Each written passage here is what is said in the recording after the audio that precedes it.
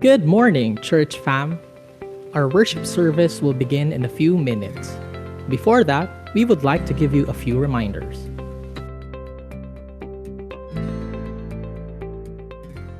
Our online worship services are available in different platforms. We are live in both Zoom and Facebook. For those who are experiencing problems with logging in for Zoom, you may ask help in our Hope UMC Connect page. Just send us a message and somebody will help you.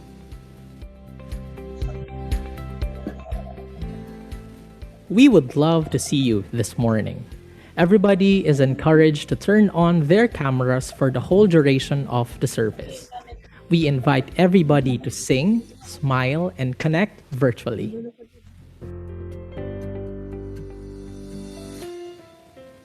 Make sure that your microphones are muted and turned off unless you are invited to speak. In this way, we can avoid any noise distractions. This Zoom worship service is best viewed through a desktop computer or a laptop. If you are using your phone, make sure you can rotate it in landscape form. That's it, church fam. Let us feel the presence of the Lord in this virtual worship service. Together, let us hope, connect.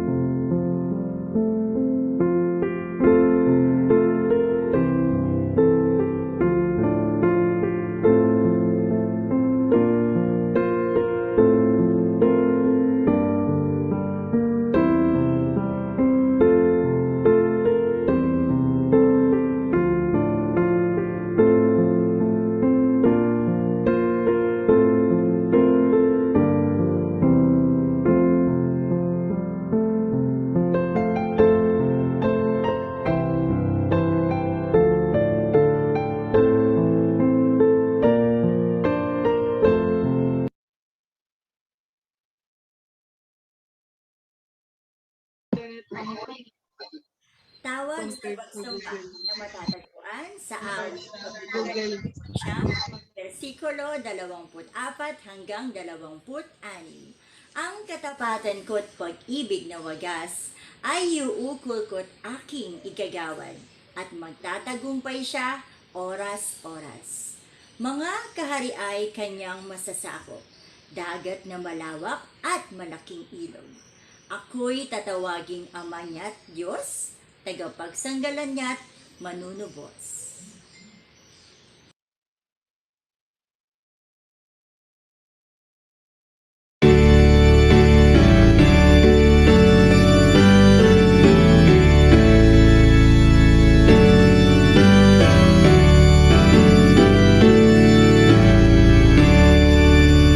Jesus shall reign wherever the sun does his success in journeys run. His kingdom spread from shore to shore, till the shall pass and reign no more. So Jesus endless glory made, and endless praises on his head. His name like sweet perfume shall rise, with every morning sacrifice. People and realms of every tongue dwell on his glory, sweetest song, and infant voices shall proclaim the early blessings on his name. Blessings abound wherever he reigns. Darkness sleep and lose their chains. God will he find eternal rest, and all the stars for one are blessed. Let every creature rise and bring His great glory to our King. Angels he sent exalt again, and the great King alone. Amen.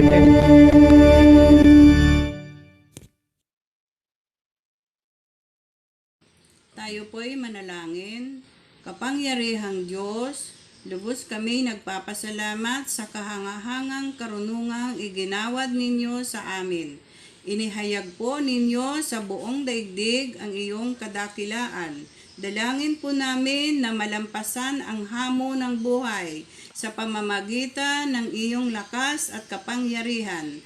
Dalangin din namin na patuloy nga po kaming gabayan sa pagharap ng mga isyu sa aming bansa. Proteksyon laban sa sakit ng COVID-19 at patuloy na pag-asa, kapayapaan ng isip at puso at katatagan ng loob na nagmumula sa iyo.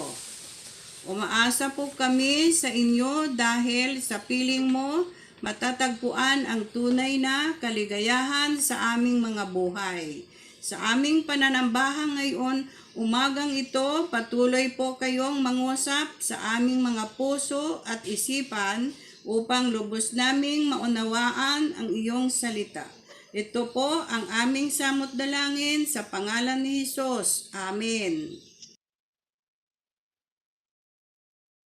Ang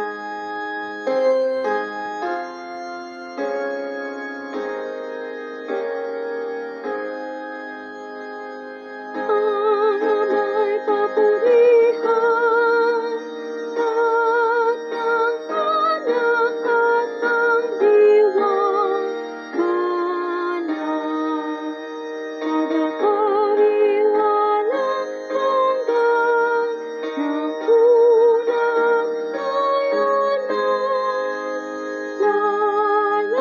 at walang hanggan. Amen.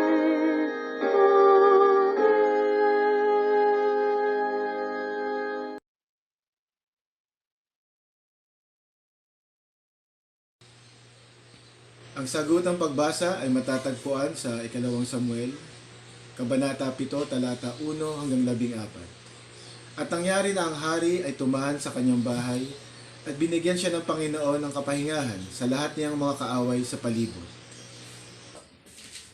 Na sinabi ng hari kay Nathan na propeta, tingnan mo ngayon ako'y tumatahan sa isang bahay na sedro. Ngunit ang kaba ng Diyos ay nanahanan sa loob ng mga tabing. At sinabi ni Nathan sa hari, yumaon ka, gawin mo ang lahat ng nasa iyong puso, sapagkat ang Panginoon ay sumasa iyo. At nangyari ng gabiling yaon na ang salita ng Panginoon ay dumating kay Nathan na sinasabi, Yumaon ka at saysayin mo sa aking lingkod na kay David. Ganito ang sabi ng Panginoon, ipagtatayo mo ba ako ng isang bahay na matatahanan? sapagkat hindi ako tumahan sa isang bahay mula sa araw na aking iahon ang mga anak ni Israel mula sa Ehipto hanggang sa araw na ito, kundi ako'y lumakad sa tolda at sa tabernakulo. Sa lahat ng dakon ng aking nilakaran na kasama ng lahat ng mga anak ni Israel, nagsalita ba ako ng isang salita sa isa ng mga lipi ng Israel na aking inutusan na maging pastor ng aking bayang Israel, na nagsasabi, bakit hindi ninyo ipinagtayo ako ng isang bahay na sendro? Ngayon nga'y ganito ang iyong sasabihin sa aking lingkod na kay David.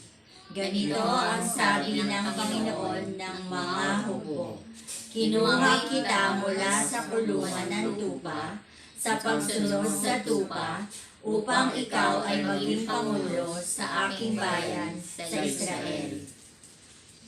At ako'y sumayo saan ka man naparoon, at ang aking iniwalay ang lahat ng iyong mga kaaway sa harap mo, at gagawin kitang isang dakilang pangalan, gaya ng pangalan ng mga dakila na nasa lupa. At aking tatakdaan ng isang dako ang aking bayan na Israel, at aking itatatag sila upang sila'y magsitahan sa kanilang sariling dako, at huwag nang mabago pa, ni pipignatiin pa man sila ng mga anak ng kasamaan na gaya ng una. At gaya mula sa araw ng aking halalan ng mga hukom, ang aking bayang Israel, at aking pagpapahingahin ka sa lahat ng iyong mga kaaway. Bukod pa rito ay isinaysay ng Panginoon na igagawa ka ng Panginoon ng isang bahay. Pagkat ang iyong mga araw ay naganap, at ikaw ay matutulog na kasama ng iyong mga magulang. Aking ibabangon ang iyong binhi, pagkatapos mo na magmumula sa iyong tiyan, at aking itatatag ang kanyang kaharian. Kaniyang ipagtatayo ng bahay ang aking pangalan, at aking itatatag ang luklukan ng kanyang kaharian magpakailanman. Ako'y magiging kanyang ama, at siya'y magiging aking anak.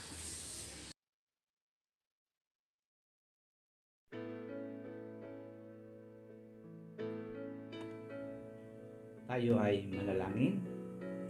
Salamat o Diyos sa iyong presensya sa umagang ito. Salamat sa aming pagtitipon upang kami ay makapagpuri at makapagpasalamat sa lahat ng kabutihan mo sa aming buhay.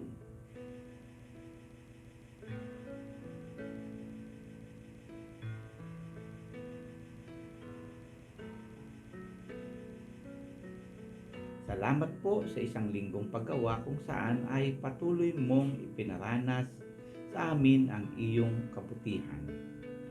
Wala po kaming hangad sa umagang ito kung hindi magsulit sa iyo sa lahat ng kabutihan na aming naranasan sa biyaya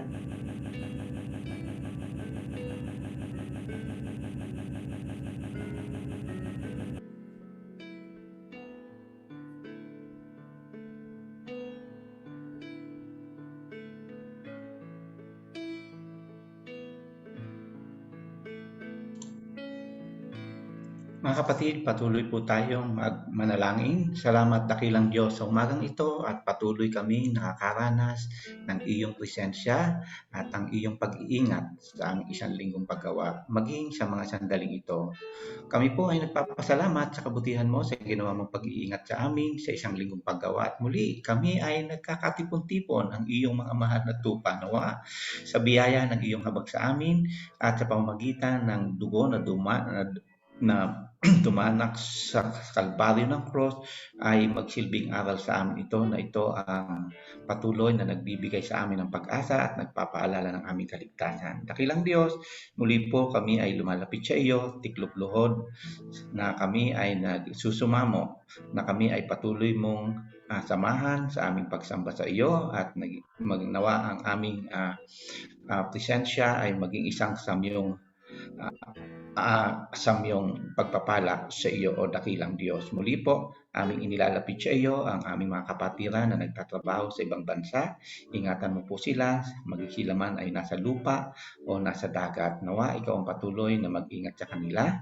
Hayaan mo, Panginoon, na ilapit ko sa iyo si Kuya Ramon. Nawa, sa tamang panahon, siya ay muli mong ibabalik sa kanyang pamilya at ikaw na mismo ang mag-aayos ng kanilang mga dokumento. Ganon din si kapatid na Jerry Belda, nasaan man siya sa mga sandaling ito, hinihiling ko ang iyong pag-iingat. Lord, nagpapatuloy pa rin po ang hamon ng kalusugan ng bawat Pilipino. Hinihiling po sa iyo sa tulong ng departamento at ahensya ng aming gobyerno, magkatulong-tulong ang mga opisyal mula sa Malacanang hanggang sa barangay na masawata na finally, Lord, ang aming kinatatakutang coronavirus. Ngunit ang higit sa lahat na ito, Panginoon, ikaw ang mag-iingat sa amin.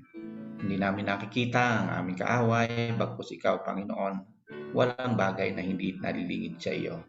Lord, ako po ay nagdideklara ng pagpapala sa umagang ito. Nawa, patuloy naming maranasan ang iyong presensya sa aming kalagitnaan. Ito po ang aming samot dalangin sa pangalan ni Jesus. Amen.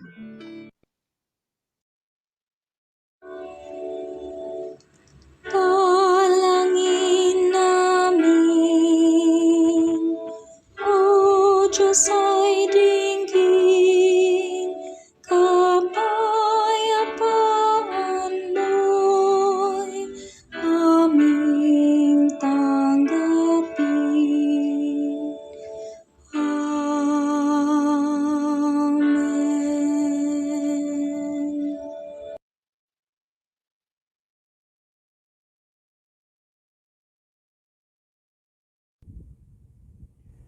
Para po sa pagbasa sa banal na kasulatan, ito ay matatagpuan natin sa Ebanghelyo ni San Marcos sa Kabanata 6, mga talatang 30 hanggang 34 at mga talatang 53 hanggang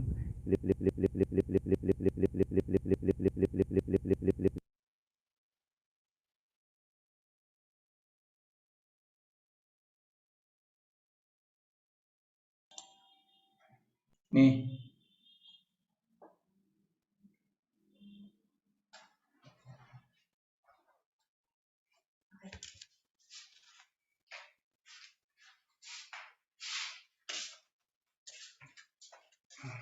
Ayun.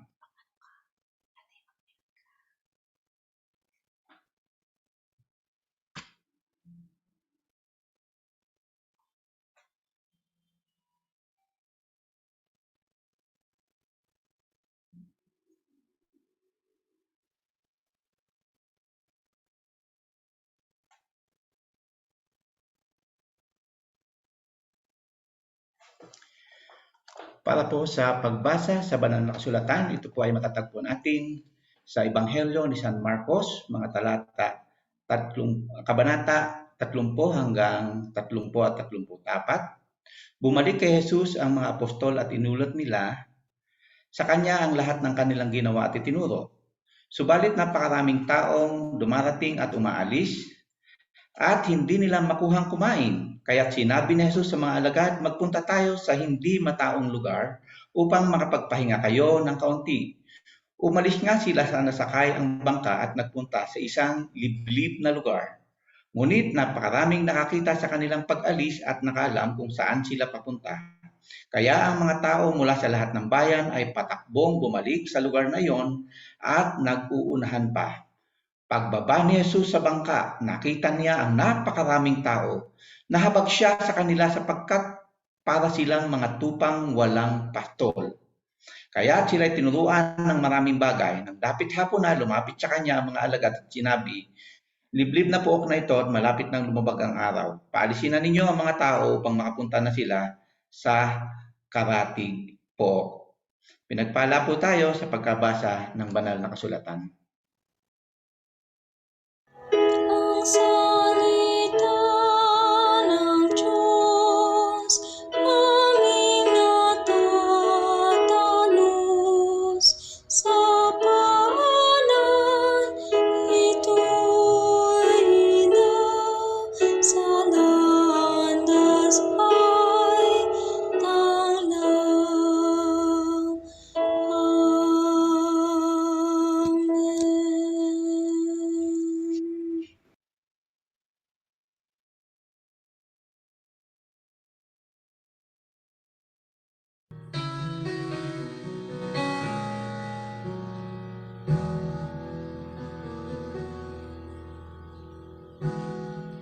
We pray for blessings. We pray for peace. Comfort for family. Protection while we sleep. We pray for healing. For prosperity. We pray for your mighty hand to ease our sufferings. And all the while you hear His spoken need. Yet love us way too much to keep us lesser things. 'Cause what if your blessings comes through raindrops? What if your healing comes through tears? What if 1,000 sleepless nights? Or what it takes to know you're near? What if trials of this life are your mercies in disguise?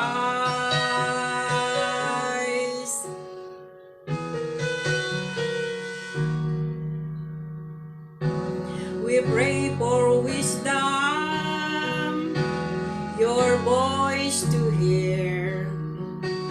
We cry in anger when we cannot feel you near.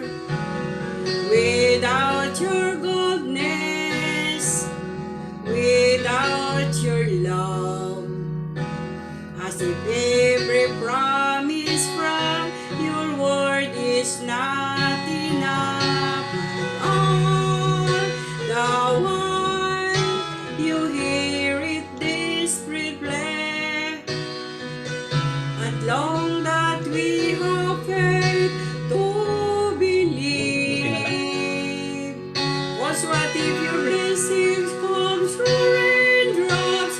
What if your healing comes through tears? What if 1,000 sleepless nights? Or what it takes to know you're near? What if rest of this life are your mercies and disguise?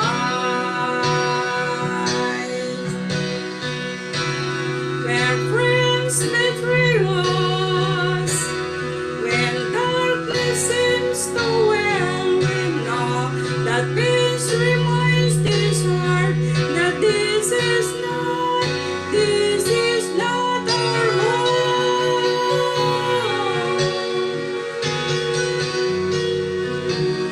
It's not our home.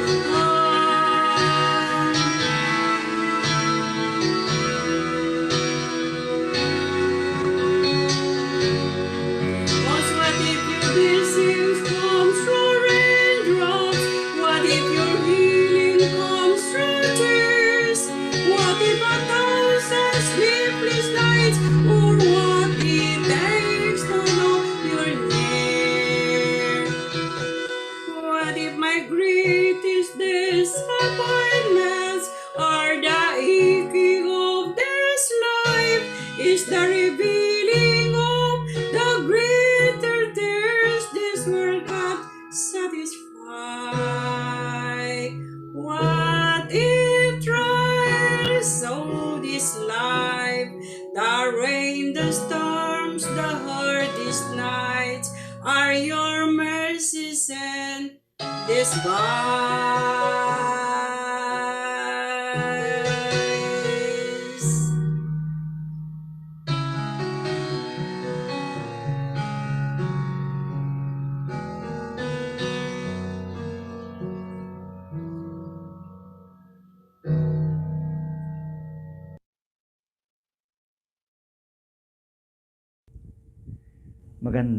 Magandang umaga po sa ating lahat.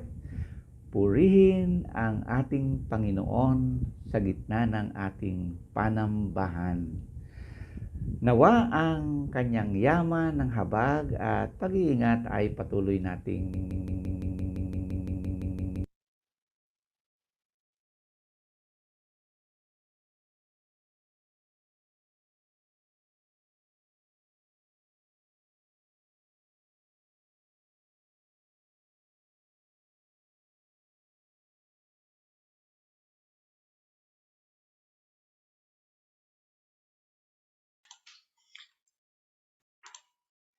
Alright, good morning, good morning.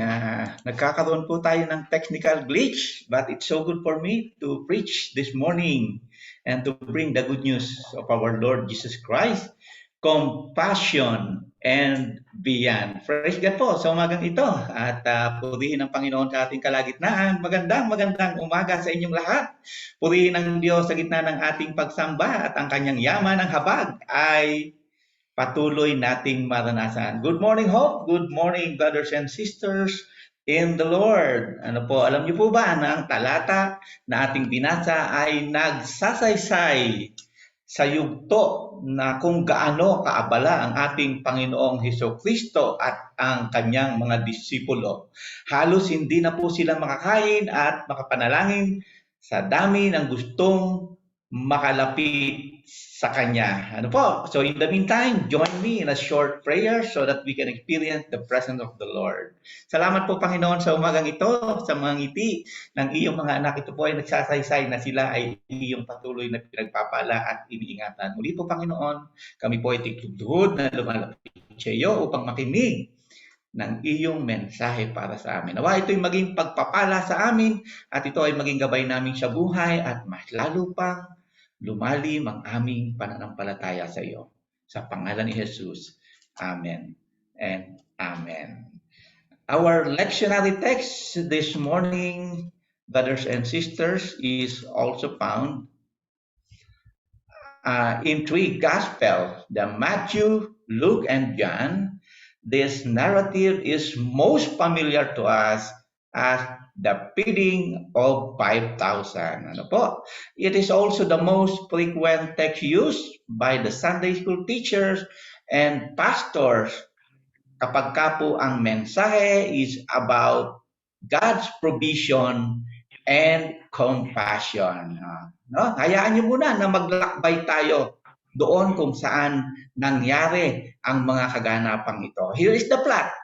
Jesus and the 12 disciples had returned from the missionary journey he had sent on them. Ano po? And then after they told all they have done and taught, nagbabalita po, masayang-masaya ang mga disciple, he took them with him with a boat, going to Sea of Galilee to a remote place for a rest and prayer. Ano po? Just like you and I, minsan ay kailangan din nating magkaroon ng kapahingahan after a busy work, ano po, in the past week. Ano? This was the peak of Jesus' popularity to the extent that it was hard for them to find rest and be isolated from the crowd. At napakarami po noong mga taong sumusunod sa Panginoong Hesukristo sapagkat gusto makapakinig ng mga aral. Ano? They ran to see Him, bringing their sick friends and relatives. At alam niyo ho ba na ang kanilang bangka na sinasakyan bago pa ito magland doon sa Sea of Galilee ay marami ng mga taong nandoon at nag-aabang dahil nga po noong mga panahon na yon, they are desperate to see Jesus and want to experience His presence in their life. Babae, lalaki, bata ay nandoon. At pagkalapag ng Panginoon Kristo, hindi pa nga po nakakapalapag, ay nakita ng Panginoon. And immediately, nakaramdam ang Panginoon ng a kind of feeling, the so-called compassion, at marahil higit pa doon ang naramdaman ng Panginoong Kristo. Alam niyo po, kung meron pong isang karakteristik ang Panginoon na gustong-gusto ko, yung being compassionate doon sa kanyang mga kababayan at sa mga tao na patuloy na hinahanap siya.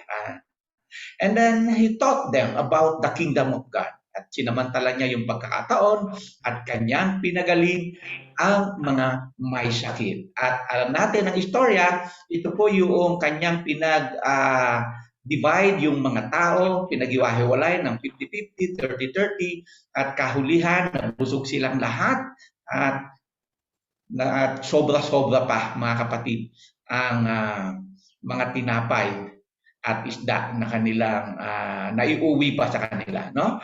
The setting will give us idea of how desperate people of Bethsaida and Capernaum for healing and fill their hungry stomach. The fact they were following Jesus wherever they are, it suggests that they are looking for someone who could live their dignity and miserable life. Ano po? It is a picture of social menace.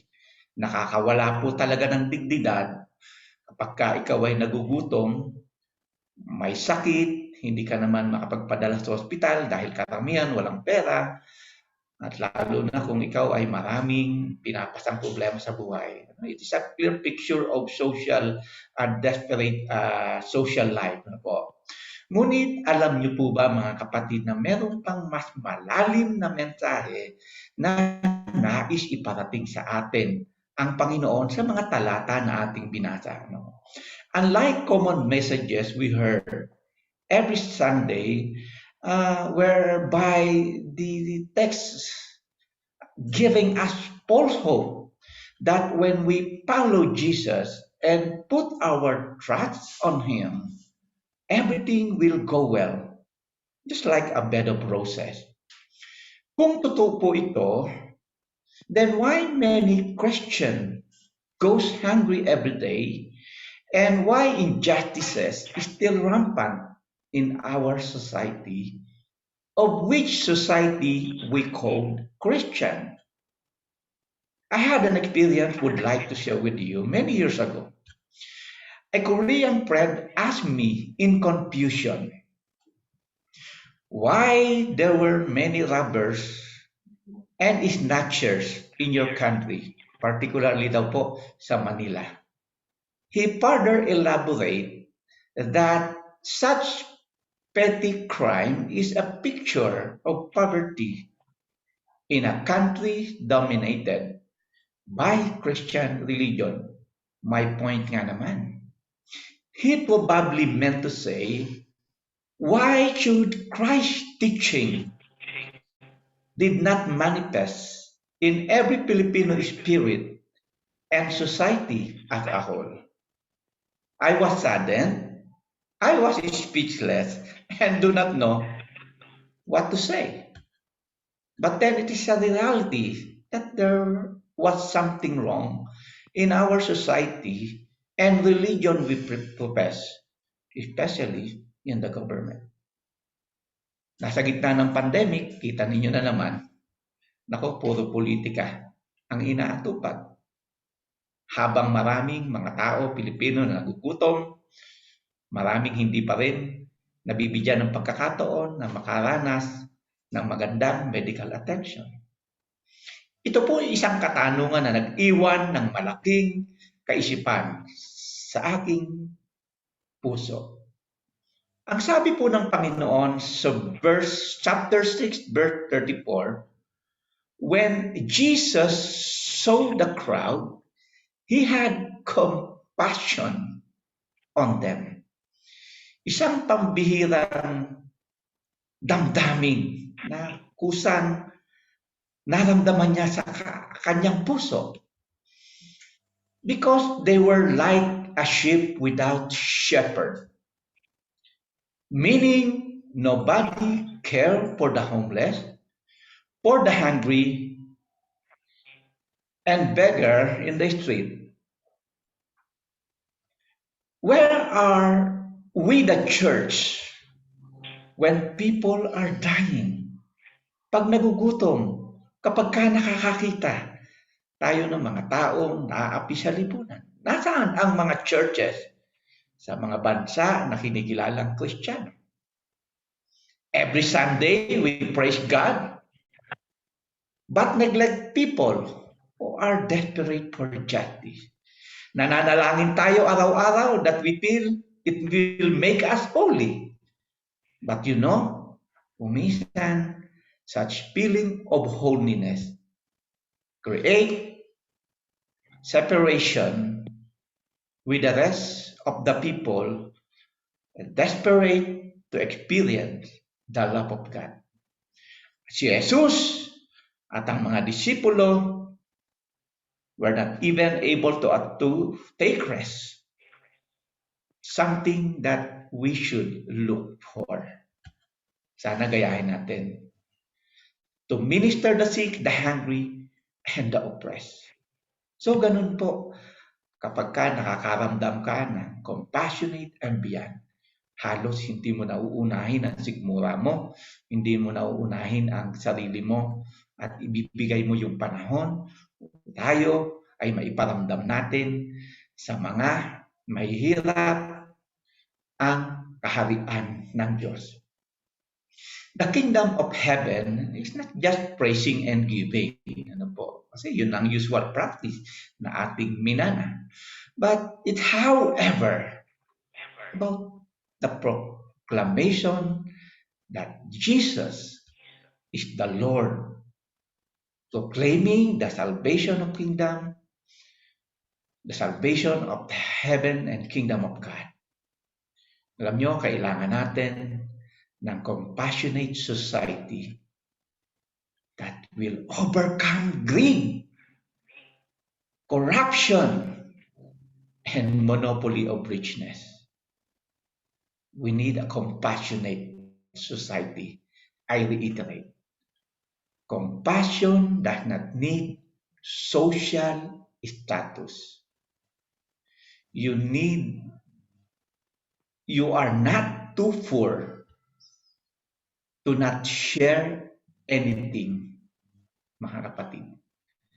Ano ho ba ang sabi sa Micah 6:8? He has shown you, O mortal. Pinakita daw ng Diyos what is good. Ano ba yung dapat nating gawin? And what does the Lord require of you? To act justly and to love mercy and to walk humbly with your God. Hindi lamang po ito isang pangkaraniwang miracle na ginawa ng Panginoon.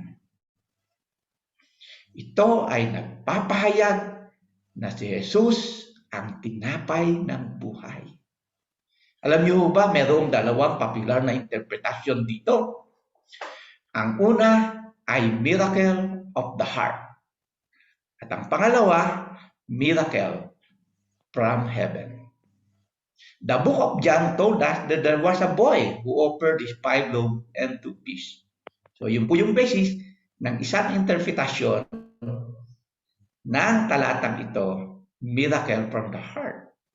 Of course, kapag tayo naging mabuti sa ating kapwa, isa pong malaking miracle iyon, given we are still living in a fallen world. While the book of Matthew, Mark, and Luke says that the disciple had 5 loaves and 2 fish at hand. In both interpretation, of course, there was a miracle that happened. Logically, 5 loaves and 2 fish were obviously not enough to feed 5,000 for men. Alam niyo po, noong mga panahon na yon, hindi ibinibilang ang mga babae at mga bata. Ang counting lang ay mga kalalakihan because during that time and beyond, patriarchal po ang society. Regardless of which interpretation you would want to believe, nalimang po sa dalawa, ito po yung mahalaga. We need to express and witness more miracle in our hungry society. The homeless, those who are crying for justice, and the oppressed, they are just around our neighborhood. And in any place where begging melt your heart. Congratulations kung kayo po ay nakakaramdam ng tinatawag natin compassion, pagkahabag, pagkaawa sa mga taong namamalimos, walang bahay, walang umaaruga, nag-iisa sa buhay, mga balo, and so forth, and so on. We will not be judged by the quality of life we enjoy, but by the mercy and compassion we have shown to those people who are in desperate of God's presence. Purihin po ang Panginoon sa umagang ito, mga kapatid, at nawa ang mga talata na ating binasa ay maging pagpapala sa ating lahat. Regardless, katulad ko po ng sinabi, kung ano man ang interpretasyon natin dito, mainam mga kapatid na ipagpatuloy natin ang ating pagkalinga sa kapwa at nawa ay lagi nating maramdaman ang compassion sa ating puso. Ano po? Ang sabi nga po ni Misha Nasino sa kanyang Instagram, compassion does not need social status because you are not poor, you are not too poor to share anything. Ang nakakalungkot po mga kapatid, 2,000 years had passed, the social status remained the same. Many are dying because of the poor health system.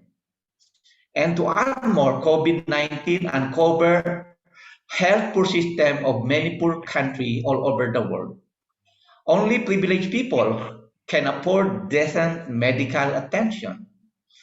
At ang katotohanan, COVID-19 make rich became 2 times richer, wherefore significantly increased in number. Many people resort for begging in the street to feed their family, while many still afford to dine at fine dining restaurant. Muli po, muling ipinaalala sa atin, mga kapatid, na nawa tayo ang maging presensya ng ating Panginoon sa kasalukuyang panahon. Pinagpala tayo sa pagkapakinig ng banal na kasulatan.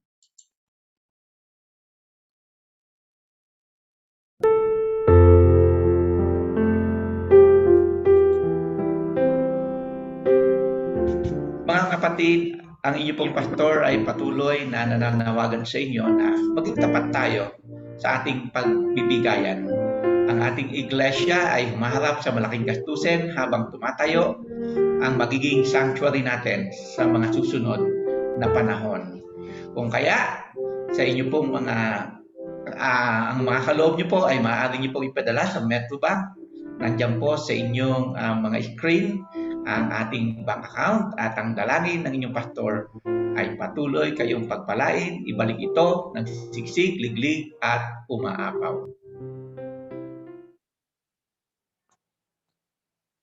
Tayo po ay ang aming kaloob sa'yo ihahandog. Anumang aming naibong ay biyaya ng Diyos.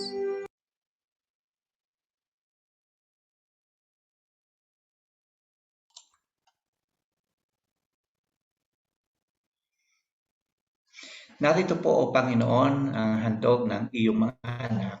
Patuloy ko itong inilalapit sa iyo at nawa ibalik mo ito ng siksik, liglig at umaapaw.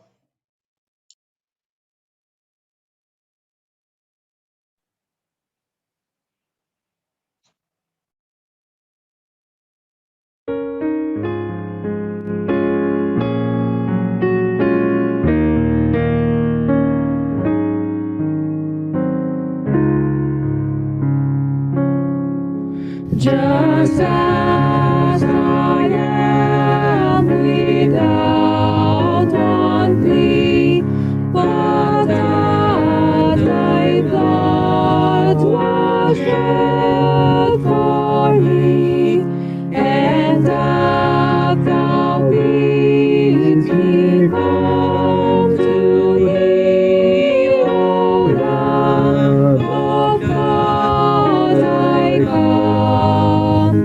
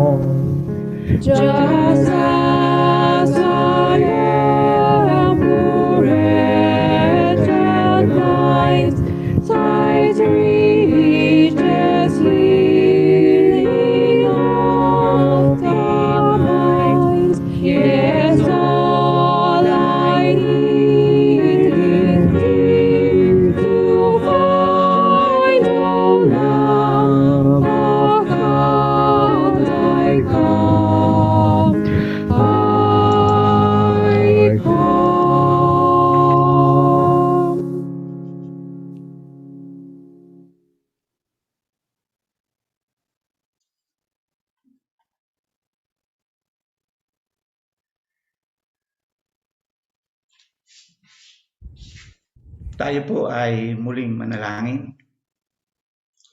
Banal na Diyos, muli po salamat sa mensahe na aming narinig. Sa umagang ito po ay nagpapaalala sa amin bilang iyong mga anak na iyong pinili. Maging mahabagin kami sa aming kapwa. Tumulong sa lahat ng pagkakataon at may sa buhay namin ang mga aral na ipinakita ng Panginoon sa kanyang mga na-witness noong kanyang kapanahunan. Nawa Panginoon, ito ay patuloy na magpaalala sa amin na kami na iyong iglesia ay may misyon sa lipunan na aming ginagalawan. Ipahayag ang iyong pag-ibig. Iproklama ang iyong paghahari. At nawa Panginoon, patuloy naming maipadama ang iyong pag-ibig sa mga taong habag, sa mga naghahanap ng iyong presensya. Purihin ang pangalan mo ng higit lahat sa kalagitnaan ito. Maging pagpapala kami sa iba, maging ang aming iglesia. Sa aming pagharap, Panginoon, muli sa paggawa sa susunod na linggo, nawa ay patuloy naming maranasan ang iyong kalinga, ang iyong pag-iingat, at huwag mo kaming pagkukulangin sa aming mga pangailangan. Patuloy kong idinadalangin, Panginoon, ang lahat ng may karamdaman sa mga sandaling ito. Igawan mo, Panginoon, ang kagalingan sa kanila. Iyo po, Panginoon, hawakan ang kanilang buong katawan, sa ganon, dakilang Diyos ay patuloy nilang maranasan ang kagalingan na nagmumula sa iyo. Pagpalain mo ang iyong mga anak at nawadinggin mo ang kanilang lahat ng pangangailangan. I declare blessing and protection sa lahat ng iyong mga anak na kasama ko ngayon sa pagsamba sa iyo, maging ito ay sa Zoom o sa live Facebook man. Ibinabalik namin sa iyo, Panginoon, ang lahat ng papuri at pasasalamat sa pangalan ng Panginoong Jesucristo. Mga kapatid, muli, inyong itungo ang inyong mga ulo bilang tanda ng ating pagpapasakop sa ating Diyos.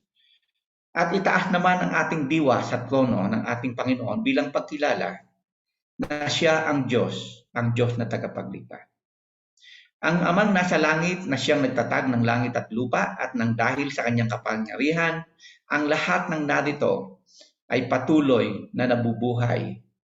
Sa pakikipisa ng banal na Espiritu na nagtuturo sa atin upang tayo'y makapamuhay ng may kabanalan, nagbibigay ng aliw sa panahon na tayo ay may kalumbayan at nagtuturo ng katotohanan.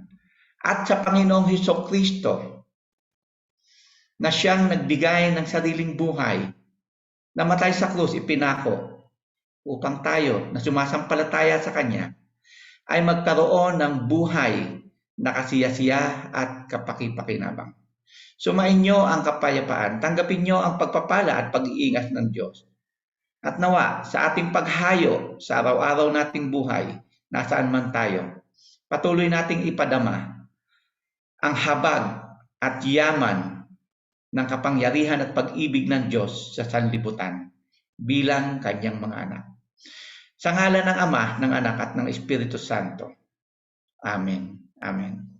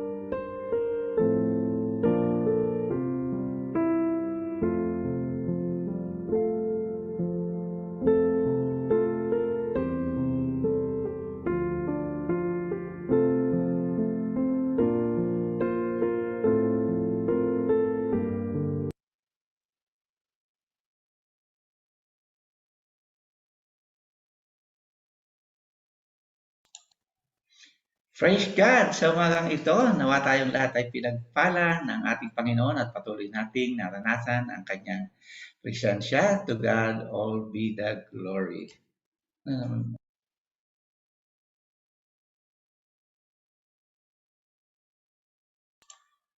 Yan, para po sa ating mga announcement at ating pong batiin ang may kaarawan ngayon.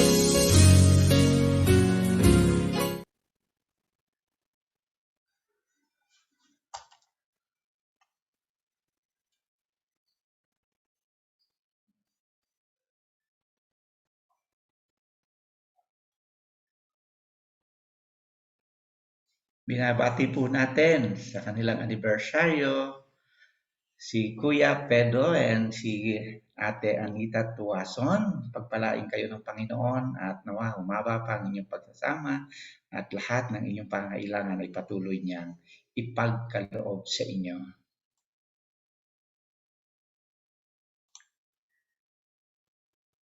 May mga announcement pa ba tayo? Yan, at for the worship service, meron po tayong Sunday School. Inaanyayahan ko po ang inyong mga anak na inyong padalungin at nang sila rin naman ay patuloy na matuto sa patuloy na pag-aaral ng salita ng Diyos. Yan, good morning sa inyong lahat. Natapos po ang ating pagsamba at nawa ang presensya at biyaya ng Panginoon ay laging sumaating lahat. So, good morning, good morning. So, meron po tayong 30 sa live Facebook at meron po tayong 13 sa Zoom. So, muli po, sumainyo ang kapayapaan at sumainyo ang patuloy na pag-iingat ng Panginoon sa ating lahat. So, iwan po natin ang ating mga anak. Magpatuloy lang po tayo sa ating buhay at patuloy tayong manalangin at magtiwala sa ating Diyos na buhay. So, makakaasa po kayo na patuloy nating aayusin ang ating pagsamba at nagkakaroon lang po talaga ng technical glitch dahil ang buong mundo ay gumagamit ng internet sa mga oras na ito. Yes, Ate Anita, how are you? Yeah, nakita ko si Ate Anita. Ate Annie, good morning po. Yan, si Kuya